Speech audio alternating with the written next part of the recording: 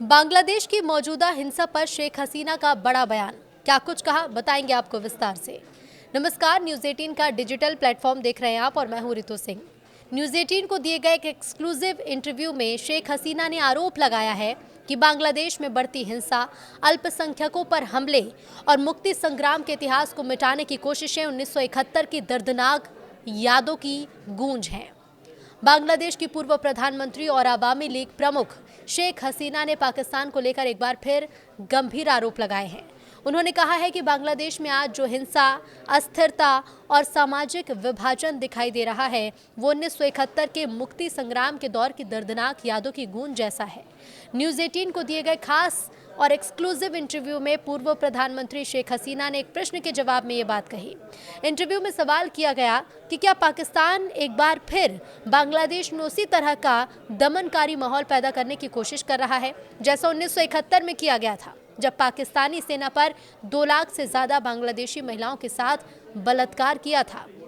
इस सवाल के जवाब में शेख हसीना ने कहा कि आज हम जो हिंसा देख रहे हैं, अल्पसंख्यकों को निशाना बनाया जा रहा है, महिलाओं पर हमले और हमारे मुक्ति संग्राम के इतिहास को मिटाने की ये कोशिशें, ये सब 1971 की परेशान करने वाली यादों की गूंज है। हमने युद्ध में इस विचारधारा के खिलाफ लड़ाई लड़ी और हमने बांग्लादेश को एक मजबूत, धर्मनिरपेक्ष और सुरक्षित देश बनाया, खास तौर पर महिलाओं और अल्पसंख्यकों के लिए।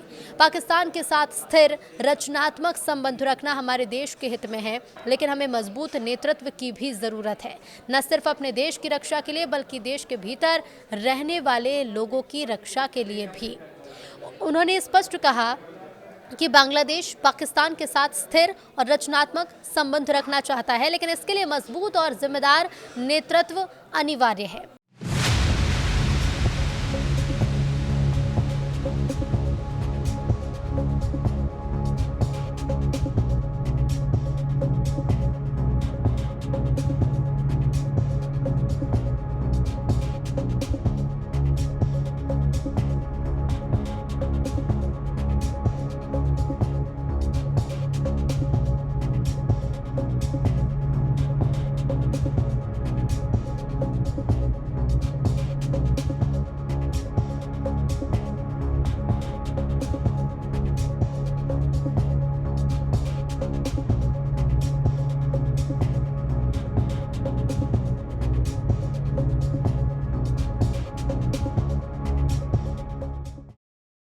इंटरव्यू के दौरान शेख हसीना ने ये भी पूछा क्या कि उनके सत्ता में हटने के बाद भारत बांग्लादेश संबंध में जो दरार आई, क्या उसे पाटा जा सकता है। इस पर उन्होंने पूरे आत्मविश्वास के साथ कहा है कि मुझे इसमें कोई शक नहीं कि भारत के साथ हमारे रिश्ते यूनुस के इस बेवकूफ़ी भरे दौर को भी झेल सकते हैं, जो कि कुछ समय के लिए ही है।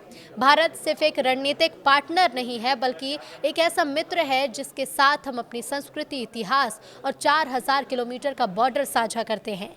एक बार जब बांग्लादेशी आज़ादी से वोट दे पाएंगे तो वो एक ऐसे नेता को चुनेंगे जो भारत का दोस्त बनने के लायक हो। और उन्होंने कहा कि मैं अपने पड़ोसी भारत के धैर्य की सराहना करती हूं क्योंकि वो समझदार के आने का इंतजार कर रहा है। शेख हसीना ने भारत को केवल रणनीतिक साझेदार ही नहीं बल्कि ऐतिहासिक और सांस्कृतिक मित्र भी बताया। शेख हसीना ने भरोसा जताया कि जैसे ही बांग्लादेश में स्वतंत्र और निष्पक्ष चुनाव होंगे, जनता एक ऐसे नेतृत्व को चुनेगी जो भारत के साथ रिश्तों को मजबूत करेगा। शेख हसीना के बयान केवल अतीत की याद दिलाने भर नहीं बल्कि मौजूदा हालात के लिए एक सीधी चेतावनी भी है। पाकिस्तान की भूमिका, अंतरिम प्रशासन की नीतियां और भारत बांग्लादेश संबंध, इन तीनों मुद्दों को जोड़ते हुए हसीना ने संदेश देने की कोशिश भी की है कि बांग्लादेश की स्थिरता लोकतंत्र, धर्मनिरपेक्षता और मजबूत नेतृत्व से ही संभव है।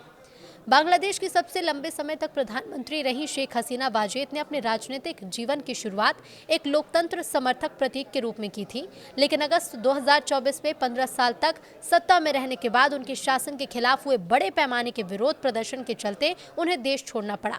इसके बाद से शेख हसीना भारत में स्वैच्छिक निर्वासन में है।